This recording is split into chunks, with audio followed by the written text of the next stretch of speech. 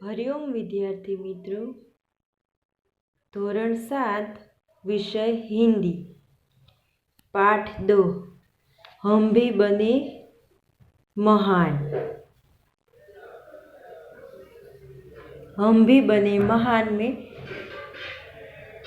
4 प्रेरणा प्रसंग दिए गए हैं।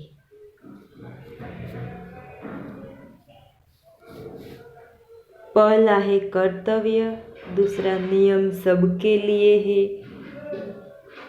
तीसरा सफलता का रहस्य और चौथा प्रामाणिकता है। आगे हमने 3 इकाई समझ ली। अब हम चौथी इकाई प्रामाणिकता समझेंगे और पढ़ेंगे।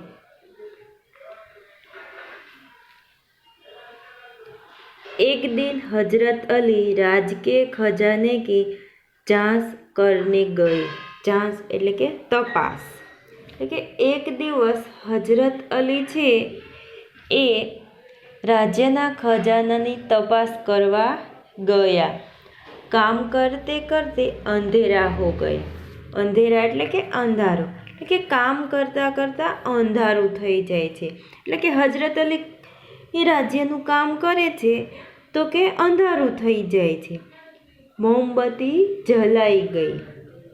મોમબત્તી એટલે કે મીણબત્તી અંધારું થઈ જાય છે એટલે કે એના કારણે એ મીણબત્તીને પેટાવે છે એટલે કે પ્રગટાવે છે। थोड़ी देर बाद 2 सरदार अपने निजी काम के लिए उनके पास आए। निजी એટલે કે પોતાનું વ્યક્તિગત એટલે કે થોડી વાર પછી 2 સરદાર છે એ હજરત અલી છે એની પાસે આવે છે એટલે કે પોતાનું વ્યક્તિગત કંઈક કામ હશે એટલે એમની પાસે આવે છે। હજરત અલી ને ઉन्हें बैठने के लिए कहा એટલે કે હજરત અલી છે એ બંને સરદારને બેસવા માટેનું કહે છે। हिसाब की जांच पड़ताल पूरी हुई। जांच पड़ताल એટલે કે તપાસ એટલે કે હિસાબ જે કરતા હતા એની તપાસ પૂરી થઈ જાય છે। हजरत अली ने मोमबत्ती बुझा दी और मेज के खाने में से दूसरी मोमबत्ती निकाल कर जला दी। मेज એટલે કે ટેબલ એટલે કે હજરત અલી છે એ પહેલી જે મીણબત્તી હતી એ શરૂ હતી એ બુઝાવી દે છે એટલે કે ઠારી નાખે છે અને ટેબલના ખાનામાંથી બીજી મીણબત્તી કાઢે છે અને એને પ્રગટાવે છે।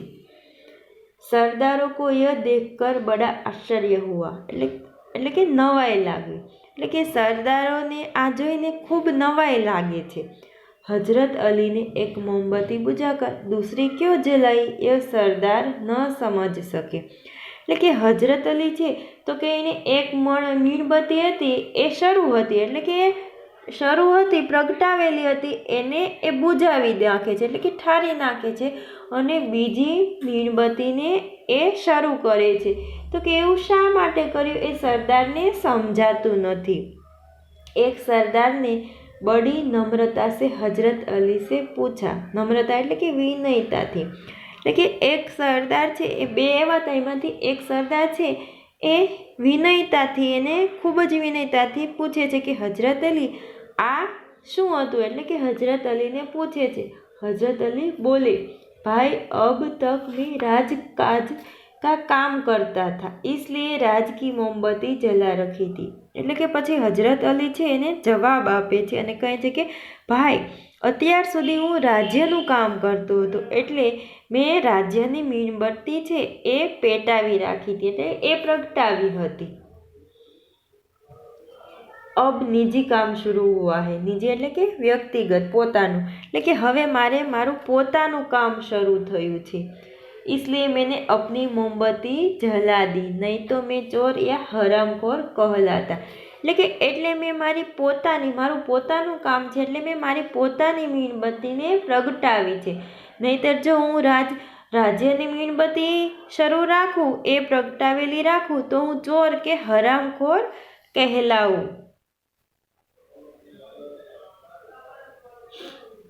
हर एक आदमी को चोरी और हरामखोरी से बचकर चलना चाहिए। એટલે કે પછી હજરત અલી કહે છે કે દરેક માણસે ચોરી અને હરામખોરીથી બચવું જોઈએ ચાહે वो अमीर हो या फकीर એટલે કે ભલે એ અમીર હોય કે ફકીર એટલે કે ભલે એ गरीब हो कि पैसादार हो। देखने में तो यह बात बहुत छोटी सी लगती है पर है बड़े महत्व की। એટલે કે સામાન્ય રીતે જો આપણે જોઈએ તો આ વાત બહુ નાની લાગે છે પણ ખૂબ જ મહત્વની છે। अब हम आज़ाद हो गए हैं એટલે કે હવે અમે આઝાદ થઈ ગયા છે, એટલે કે હવે આપણને આઝાદી મળી ગઈ છે। राजकाज का काम तभी अच्छी तरह से चल सकता है जब लोगों में इस तरह की प्रामाणिकता हो। એટલે કે રાજ્યનું કામ ત્યારે જ સારી રીતે ચાલી શકે જ્યારે લોકોમાં આ પ્રકારની પ્રામાણિકતા હોય। હમારે પુરખોને કહા હૈ એટલે કે પુરખો એટલે કે પૂર્વજો એટલે કે આપણા પૂર્વજોએ કહ્યું છે, મા મુગ્ધમ कस्य स्विद धनम किसी के धन माल की लालचा मत करो, यह मनुष्य के लिए सबसे बड़ी सीख है। सीख એટલે કે શિખામણ એટલે કે કોઈના ધન માલની લાલચા કરશો નહીં। એટલે કે કોઈનું ધન અને માલ હોય, કોઈનું ધન હોય તો આપણે એના ઉપર લાલચ રાખવી જોઈએ નહીં। આ મનુષ્ય માટે સૌથી મોટામાં મોટી શિખામણ છે।